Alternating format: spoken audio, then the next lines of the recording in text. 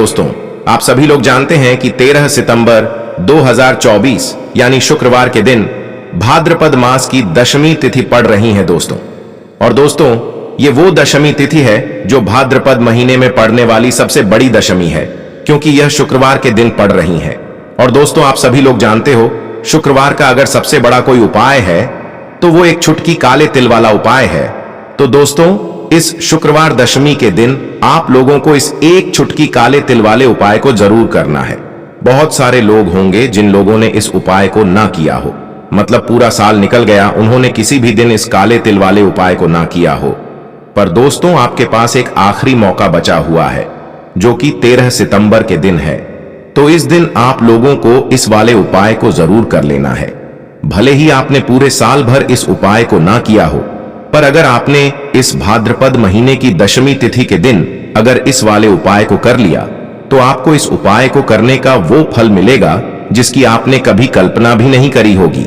इसीलिए आप लोग इस वाले उपाय को एक बार जरूर कर लेना, ताकि आप लोगों के हाथ से यह मौका ना जा सके और आपको इस उपाय को करने का फल मिल सके। दोस्तों, यह उपाय पंडित जी ने अपनी अभी की ही शिव महापुराण की कथा में बताया है, जिस उपाय को आज हम आपको बहुत अच्छे से समझाने वाले हैं। इस वीडियो को देखने के बाद इस उपाय को समझने के लिए आपको कोई और वीडियो को देखने की जरूरत नहीं पड़ेगी। तो चलिए दोस्तों, उपाय को शुरू करते हैं। देखिए, ये इस भाद्रपद महीने के शुक्रवार के दिन यह इतना खास होता है, इतना महत्वपूर्ण होता है। देखा गया है, कभी कभी बड़े बड़े पूजा पाठ अनुष्ठान से जो मनोकामना पूर्ण नहीं होते, वो भाद्रपद महीने के दिन एक छोटे से उपाय करने से ही आपकी मनोकामना पूर्ण हो जाती है। और बहुत सारे लोगों ने इस उपाय को किया भी है और उनको इस उपाय को करने का फल भी जरूर मिला है। अगर आप लोग भी इस उपाय को करना चाहते हैं, तो आप इस उपाय को पहले अच्छे से समझ लेना, सुन लेना, उसके बाद करना। आपको इस उपाय का फल जरूर मिलेगा। और इस उपाय को कर लेने से आपके घर में चाहे किसी भी प्रकार की दुख और समस्या क्यों ना चल रही हो, आपको उसका कारण भी नहीं पता है कि भाई ये समस्या किस कारण से चल रही है। उसका कुछ भी कारण हो सकता है, जैसे पितृ दोष हो सकता है या किसी भी तरह का मंगल दोष भी हो सकता है। तो इस दिन आप लोगों को यह वाला उपाय कर लेना है। यह एक ऐसा उपाय है, जिस उपाय को अगर किसी विशेष दिन पर किया जाए, तो भाई उस विशेष दिन का जो है वह तो हमें मिलता ही मिलता है। पर हमने उस दिन पर इस एक चुटकी काले तिल वाले उपाय को किया है, तो हमें उससे भी बड़ा फल मिलता है, और फल बहुत जल्दी मिलता है, क्योंकि आप इस उपाय को बहुत ही बड़े और विशेष दिन पर कर रहे हो। तो चलिए अब उपाय के बारे में बात करते हैं, लेकिन उससे पहले आप लोगों को यह जानना आवश्यक है कि आखिर यह उपाय किस समय करना है, किसको करना है और कैसे करना है। तो चलिए हम आगे आपको वीडियो में एक एक करके बता देते हैं।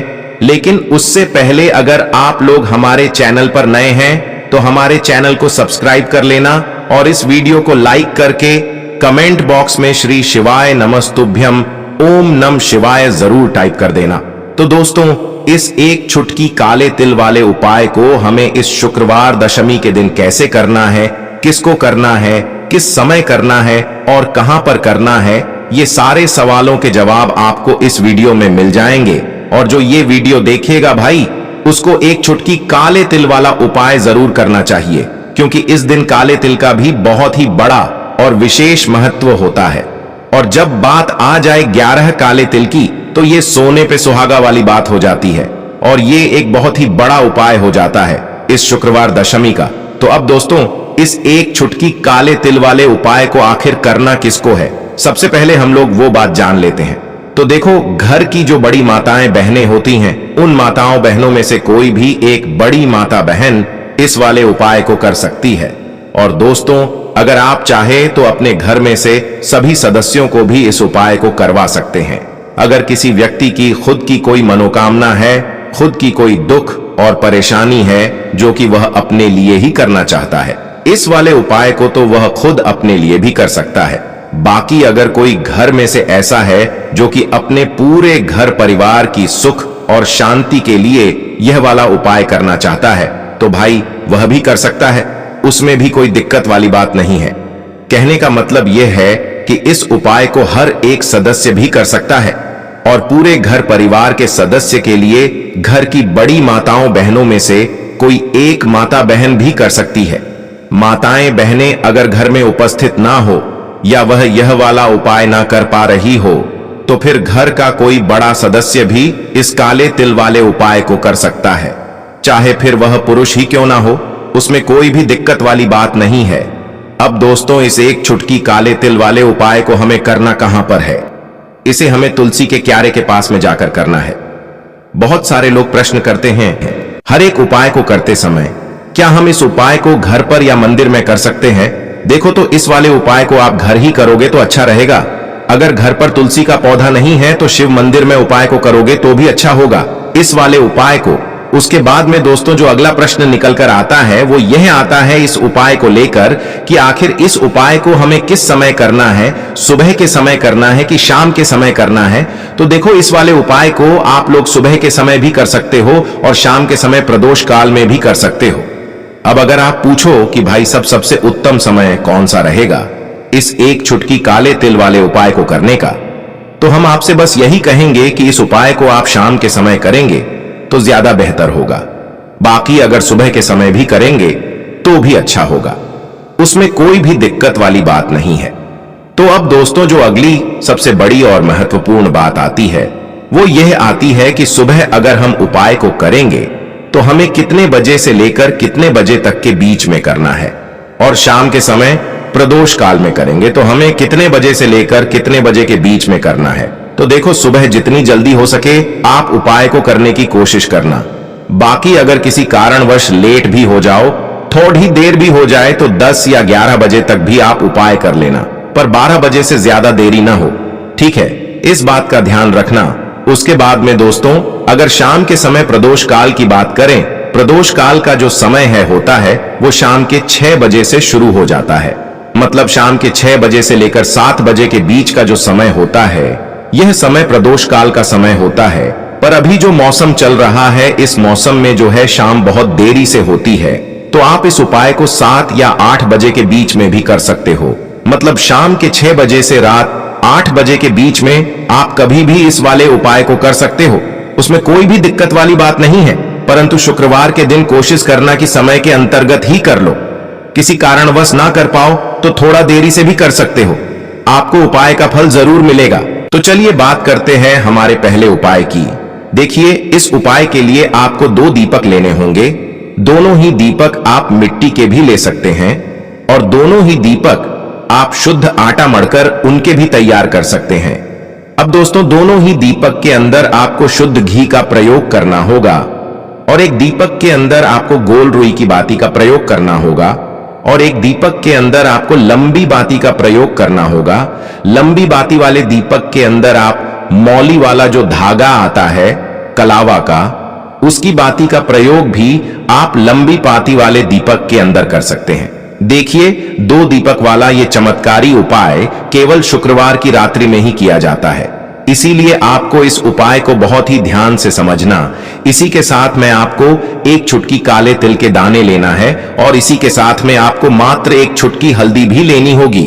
अब दोस्तों ये सभी सामग्री लेकर के आपको रात्रि के समय पहुंच जाना है अपने घर में, जहां कहीं भी तुलसी जी का पौधा, तुलसी माता का निवास स्थान है, वहां पर देखिए दोस्तों, सबसे पहले तो आपके पास जो एक गोल बाती का दीपक, उसे आपको तुलसी जी के वहां पर प्रज्वलित करना है। दीपक को प्रज्वलित करते समय आपको ओम नमो भगवते वासुदेवाय इस मंत्र का 11 बार जाप कर लेना है। अब देखिए दोस्तों, आप जो एक चुटकी काले तिल के दाने लेकर के आए हैं उन्हें आपको अपने सीधे हाथ में रखना है और जो आपने गोल बाती वाला दीपक प्रज्वलित किया है माता तुलसी जी के वहां पर, उसके ऊपर से आपको इन एक चुटकी काले तिल को गड्ढी की दिशा में घुमाना है। आपको अपना नाम और अपनी गोत्र को बोल देना है और फिर आपको इन काले तिल को उससे जलते हुए दीपक के अंदर डाल देने हैं। देखिए, काले तिल भगवान विष्णु के पसीने से उत्पन्न हुए हैं और जब भी हम यह दीपक की रात्रि में प्रज्वलित करते हैं तो इससे हमें हमारे कर्ज में राहत मिलती है, हमारे जीवन में धन प्राप्ति के नए नए मार्ग खुलते हैं, हमारा अगर कोई भी कार्य रुका हुआ है तो वह भी परिपूर्ण होता है। देखिए, गोल बाती का जो दीपक है विशेषकर हम माता तुलसी के वहां पर भगवान विष्णु और माता लक्ष्मी के निमित्त प्रज्वलित कर रहे हैं। इस प्रकार से आपको ये दीपक प्रज्वलित कर देना है। अब जो आपके पास लंबी बाती का दीपक है, एक छुटकी हल्दी है, तो इससे आपको लेकर के पहुंचना है अपने घर के मंदिर में। आपके घर के मंदिर में माता लक्ष्मी की जो भी प्रतिमा ही मूर्ति है, उनके सामने सबसे पहले तो आपको ये लंबी बाती का दीपक रखना है। फिर आपको दीपक को प्रज्वलित कर देना है। दीपक को प्रज्वलित करते समय आपको ओम महालक्ष्मी नमः इस मंत्र का जाप करते रहना है। अब दोस्तों, आपके पास जो एक छुटकी हल्दी है, उसे आपको अपने सीधे हाथ में रखना है और इस एक छुटकी हल्दी को आपको उस दीपक के ऊपर से 11 बार घड्डी की दिशा में घुमाना है और आपको ओम महालक्ष्मी नमः मंत्र का जाप करते रहना है। और इस एक छुटकी हल्दी को आपको उसे दीपक के अंदर डाल देना है। देखिए, एक छुटकी हल्दी वाला जो दीपक है, आपके जीवन से दुर्भाग्य को समाप्त करता है, माता लक्ष्मी की आपको कृपा प्राप्त करवाएगा, धन प्राप्ति के आपके जीवन में नए नए मार्ग बनाएगा। देखो, अगला उपाय है वो भी बहुत ज्यादा खास है। तीनों उपाय को आप जरूर सुनना, क्योंकि जो आपको अच्छा लगे वो उपाय आप कर सकते हैं। देखिए, इस उपाय के लिए आपको 2 हरी इलायची लेनी होगी। हरी इलायची आपको साबुत लेनी है, खंडित नहीं होनी चाहिए। और इसी के साथ में आपको मात्र थोड़ा शहद लेना है। शहद आपको मात्र आधा चम्मच या फिर उससे भी कम ले लेना है। और इसी के साथ में आपको एक दीपक ले लेना है। दीपक आप चाहे तो मिट्टी का भी ले सकते हैं और आप चाहे तो शुद्ध आटा मढ़कर उसका दीपक भी आप तैयार कर सकते हैं। इस दीपक के अंदर आपको मौली का जो धागा आता है, कलावा का, उसकी बाती का प्रयोग करना होगा। यानी कि इस दीपक के अंदर आपको लाल रंग की बाती का प्रयोग करना होगा और इस दीपक के अंदर आपको शुद्ध घी का प्रयोग करना होगा। अब ये सारी सामग्री लेकर के आपको अपने घर में जो भी मंदिर है वहां पर पहुंच जाना है और आपको माता लक्ष्मी के किसी भी स्वरूप के सामने बैठ जाना है। अगर माता लक्ष्मी की फोटो है, माता लक्ष्मी की प्रतिमा है, तो उनके सामने आपको बैठ जाना है। अगर माता पार्वती की प्रतिमा है तो उनके सामने आपको बैठ जाना है। यानी कि किसी भी माता के स्वरूप के सामने आपको बैठ जाना है। अब देखिए, सबसे पहले तो आपको माता रानी के सामने थोड़ी सी चावल की ढेरी बना देनी है। यानी कि थोड़ी सी अक्षत के दाने आपको माता रानी के सामने रखना है। उसके बाद आप जो एक दीपक लेकर के गए हैं, उस दीपक को आपको उन्हीं चावल के दानों के ऊपर रख देना है और फिर इस दीपक को आपको माता रानी के सामने प्रज्वलित कर देना है। देखें, इस दीपक को प्रज्वलित करते समय आपको ओम महालक्ष्मी नमः इस मंत्र का लगातार जाप करते रहना है। दीपक को प्रज्वलित करने के बाद आप जो 2 हरी इलायची लेकर के गए हैं, उसमें से एक हरी इलायची को तो आपको उसी दीपक के अंदर डाल देनी है और वहीं पर आपको कम से कम 21 बार ओम महालक्ष्मी नमः इस मंत्र का जाप कर लेना है। अब आपके पास जो शहद है और एक हरी इलायची है, उसे सीधे आपको लेकर के पहुंच जाना है। भगवान शिव के मंदिर में पूज्य गुरु जी ने बताया है कि यह उपाय आपको सिर्फ और सिर्फ शाम के समय ही करना होगा। शाम को जब भी सूर्यास्त का समय होता है, तो उस समय आपको यह उपाय करना है। लेकिन सबसे पहले तो आपके पास जो एक हरी इलायची है, उसे आपको उस शहद के अंदर अच्छे से डुबो देना है। यानी कि शहद का लेपन उसे हरी इलायची के ऊपर चारों तरफ आपको कर देना है। अब यह जो शहद से युक्त हरी इलायची है, इससे आपको भगवान शिव के शिवलिंग पर अर्पित कर देनी है और आपको वो श्री शिवाय नमस्तुभ्यम इस मंत्र का लगातार जाप करते रहना है। फिर इसके बाद आपको एक लोटा जल भी अपने साथ लेकर के जाना। तो यह एक लोटा जल भी आपको धीरे धीरे शिवलिंग पर समर्पित कर देना है और आपको श्री शिवाय नमस्तुभ्यम इस मंत्र का जाप करते रहना है। फिर इसके बाद आपको अपने घर आ जाना है। इस प्रकार से आपको ये उपाय कर लेना है।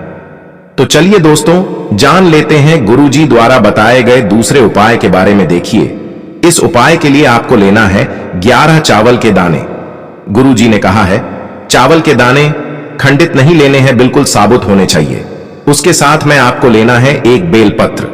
बेलपत्र का भी एक नियम है, अगर आपके पास बेलपत्र नहीं है तो आप शिवलिंग से उठाकर उसको पुनः शुद्ध जल से धोकर इस्तेमाल कर सकते हैं। इस प्रकार आपको बेलपत्र लेना है। इसके बाद आपको एक लोटा जल लेना है। अब ये सब सामग्री लेकर आपको जाना है महादेव के मंदिर में। देखो, अब आपको उत्तर साइड में खड़े हो जाना है और सबसे पहले आपको एक बेलपत्र अपने हाथ पर और 11 चावल दाने रखकर शिवलिंग के ऊपर अपना नाम और गोत्र बोलते हुए समर्पित कर देना है और ओम नमः शिवाय श्री शिवाय नमस्तुभ्यं का लगातार जाप करना है। अब आपको जो एक लोटा जल साथ में लेकर आए थे उसे धीरे धीरे बेलपत्र और चावल दाने के ठीक ऊपर आपको समर्पित करते जाना है और शिव पुराण के मूल मंत्र श्री शिवाय नमस्तुभ्यं का 11 बार जाप करना है और अपनी मनोकामना बोलते जाना है। देखो, बस छोटा सा उपाय करना है, देखना एक दिन आपके सब काम बनने लग जाएंगे। गुरुजी का बहुत ही विशेष उपाय है। चलते हैं तीसरे उपाय की तरफ। देखिए, इस उपाय के लिए आपको एक तांबे के पात्र के अंदर सबसे पहले अपने घर से शुद्ध जल लेना है। फिर इसी के साथ में आपको मात्र थोड़ा सा शहद लेना होगा। शहद आपको आधा चम्मच या फिर उससे भी कम लेना है और इसी के साथ मैं आपको एक प्यारी सी बेलपत्र ले लेनी है। बेलपत्र यदि आपको नहीं मिल पाती है तो भगवान शिव के शिवलिंग पर चढ़ी हुई बेलपत्रों को आप पुण्य शुद्ध जल से धोकर के उपयोग कर सकते हैं और बेलपत्र जो है वह कहीं से भी कटी फटी खंडित नहीं होनी चाहिए। अब ये तीनों सामग्री लेकर के सीधे आपको पहुंच जाना होगा भगवान शिव के मंदिर में। ये उपाय सुबह से लेकर के शाम तक किसी भी समय कर सकते हैं। देखिए, सबसे पहले तो आपके पास जो शहद है उससे आपको अपने सीधे हाथ की चींटी उंगली के जो पास वाली उंगली होती है अनामिका उंगली, उसमें थोड़ा सा शहद आपको लेना है और इससे फिर आपको शिवलिंग पर जहां माता सुंदरी का स्थान होता है वहां पर आपको ओम का निर्माण करना है। लेकिन जलाधारी के बिल्कुल बीच में जो स्थान होता है उससे माता अशोक सुंदरी का स्थान कहते हैं और इसी स्थान पर आपको शहद से ओम का निर्माण करना है। अब दोस्तों, आपके पास जो एक बेलपत्र है उससे आपको अपने सीधे हाथ की हथेली पर रखना है और महादेव से आपको अपनी वह विशेष मनोकामना, आपके जीवन में जो भी संकट चल रहे हैं, जो भी समस्याएं चल रही हैं, जो भी जीवन में दुर्भाग्य बना हुआ है, आप अपने किसी भी कार्य में सफल नहीं हो पा रहे हैं, तो जिस भी प्रकार की आपकी समस्या है उसे दूर करने के लिए आपको महादेव से प्रार्थना कर लेनी है और फिर यह जो एक बेलपत्र है इससे आपको शिवलिंग पर माता अशोक सुंदरी वाले स्थान पर समर्पित कर देनी है। देखिए, जहां पर आपने ओम का निर्माण किया है उसी के ऊपर आपको ये बेलपत्र भी समर्पित कर देनी है। देखिए, बेलपत्र की चिकनी साइड का हिस्सा शिवलिंग से स्पर्श होगा और इसकी जो डंडी है वो आपको जलाधारी की ओर रखनी है। पत्ती वाला भाग शिवलिंग की तरफ रहेगा। इसी प्रकार से आपको यह बेलपत्र समर्पित कर देनी है। अब दोस्तों, आपके पास जो एक जल का पात्र है उसमें से थोड़ा सा जल तो आपको बेलपत्र की जो आगे वाली पत्ती है उस पर आपको समर्पित करना है और आपको श्री शिवाय नमस्तुभ्यं इस मंत्र का जाप कर लेना है। फिर उस पात्र के अंदर जो जल बचेगा उसे पूरा आपको भगवान शिव के शिवलिंग पर धीरे धीरे समर्पित करते जाना है और लगातार आपको शिव महापुराण के मूल मंत्र श्री शिवाय नमस्तुभ्यं इस मंत्र का जाप करते रहना है। गुरुजी ने कहा है कि जल आपको इतने धीरे धीरे समर्पित करना है कि जल समर्पित करते हुए आप कम से कम 11 बार श्री शिवाय नमस्तुभ्यं या फिर ओम नमः शिवाय इस मंत्र का जाप कर सके। फिर इसके बाद वापस आपको अपने घर आ जाना है। इस प्रकार से आपको ये उपाय कर लेना है। आप देखेंगे कि आपकी सभी मनोकामनाएं अवश्य ही पूरी होंगी। ये उपाय आपको अवश्य करने हैं।